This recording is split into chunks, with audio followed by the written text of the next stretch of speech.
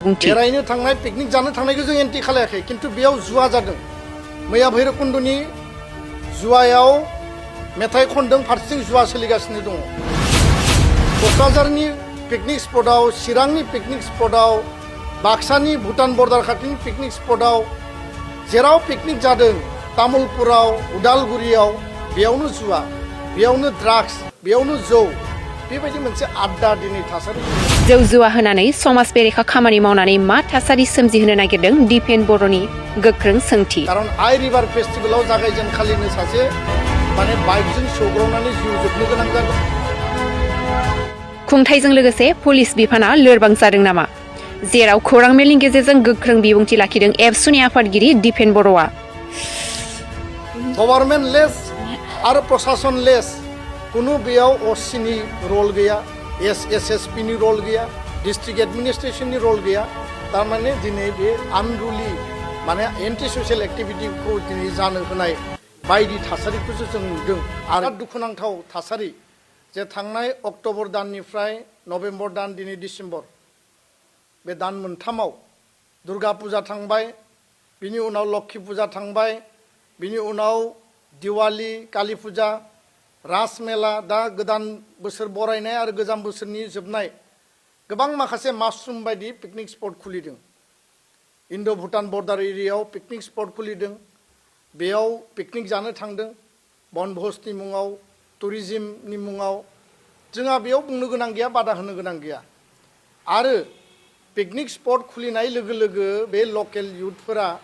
माखासे income generation बेयाव activity बा बिथांनि इनकाम जेनेरेशननि खामानियाबो जादों जोंहा बुंनो गोनां गैया किन्तु खोथाया जाहैबाय फुजा मेलाया सानथाम सानब्रै जायोब्ला बेयाव एडिशनेल खाथियाव मेला जाफायो आरो बे एक मास गाहाम जायो दुर्गा पुजा रास मेला लक्षी पुजा ओरै नोङो दिवालीनि मुङाव कुनु मेलाया जोबनानै थांबाय इसोरखौ फुजिनायनि खामानिया बा बेयाव जिखिनि नियम निति दङ रिति निति दङ बे जोबनानै थांबाय किन्तु एडिशनेल मेला सोलिबाय थायो इलिगेल मेला सोलिबाय थायो आरो बे मेलायाव मा जायो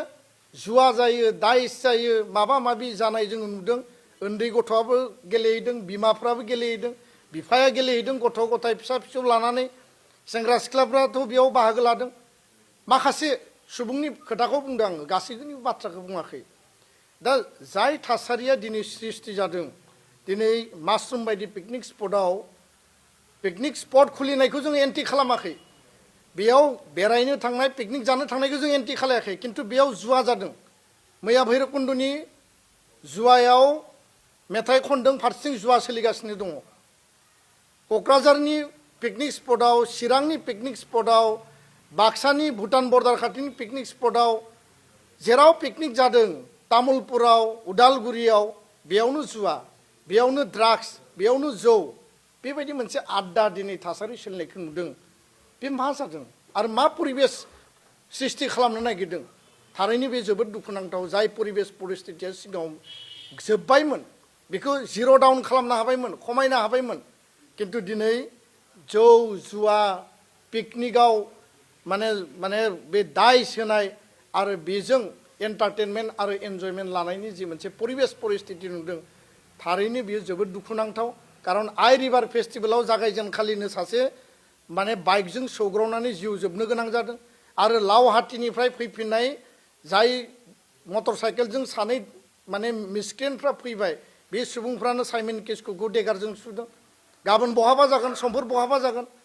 आरो बेफोरबायदि आनरुलि थासारिखौ मानो सृष्टि खालामनो नागिरदों गभर्नमेन्ट लेस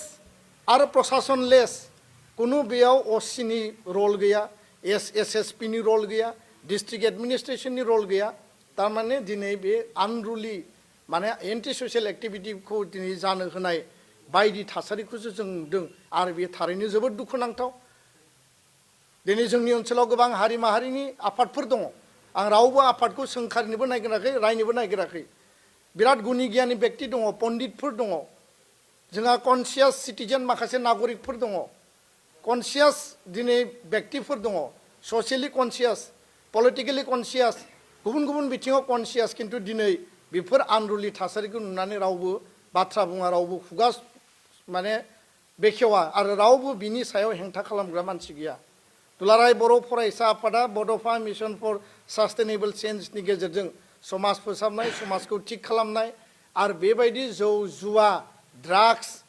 आरो समाज बेरेखा खामानिनि हेंथायै जों खामानि मावबोगासिनो दङ आरो मावलांबाय थागोन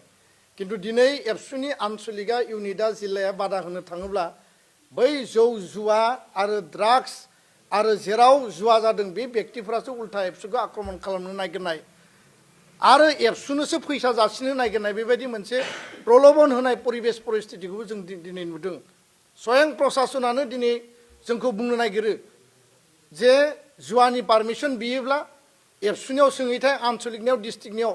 इउनिटनियाव बे खोथाखौ बुंनाय जोङो नुनो मोन्दों खोनानो मोन्दों आरो जोंनि दखरा आरो जिल्लाफ्रा जोंनो फोरमायदों बे बिराद दुखुनांथावना